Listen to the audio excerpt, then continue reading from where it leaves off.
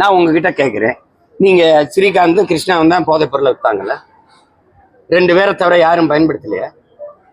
India முழுமைக்கு இருக்கு இந்த போதைப் பொருள் கலாச்சாரம், கோக்கைன் அதெல்லாம்.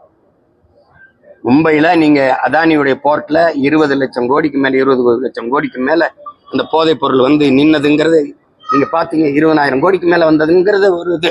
அந்த கப்பலை திருப்பி அனுப்புனியா, கப்பல் இருக்க சரக்கு என்ன பண்ணான்னு நான் ஒருத்தன் தான் கேட்டேன். எல்லாரும் பயன்படுத்துறாங்க. நான் கேட்கிறேன், பயன்படுத்தினா 2 பேரை கைது பண்ற, வித்தவன் எங்க? நீ என்ன மாதிரி கட்டமைப்ப? காட்டுக்குள்ள இருந்த எங்க வீரப்பனை சந்தன கடத்தல், வீர கடத்தல், யானை தந்தத்தை கடத்தல், கடத்தல் கரம்ப. ஏய், வித்தவன் காட்டுக்குள்ள இருந்தான், வாங்கினவன் எங்க இருந்தான்? எங்க இருந்தா வாங்கினவன்ல எவனை கைது பண்ண? நீ ஸ்ரீகாந்தும் கிருஷ்ணாவும் தான் குற்றவாளிகளா? அப்பாவிகள். பல 2 பேரும் கைது பண்ணதுனால நீங்க இப்ப பேச வர்றீங்க இல்லையா? நான் வித்துட்டு தானே இருந்திருப்பான். நேத்து விற்கும் போது டக்குன்னு பிடிச்சிட்டீங்களா? வித்தவன் யாரு? அதை இந்த ஸ்ரீகாந்துக்கு வித்தவன் ஒரு அதிமுக காரன்னா அதை திருப்புறீங்க. அப்ப திமுக காரங்களுக்கு இந்த போதைப் பொருள் விற்பனைக்கு எந்த சம்பந்தம் இல்லை, எந்த சம்பந்தமும் இல்லை. திரும்ப திரும்ப சொல்றேங்க, ரூச சொல்றான், குற்றவாளியை பிடிச்சு தூக்கில போடுறதை நிறுத்துறா, அவன் குற்றம் செய்வதற்கான காரணத்தை கண்டுபிடிச்சு தூக்கில போடுறாங்கிறான்.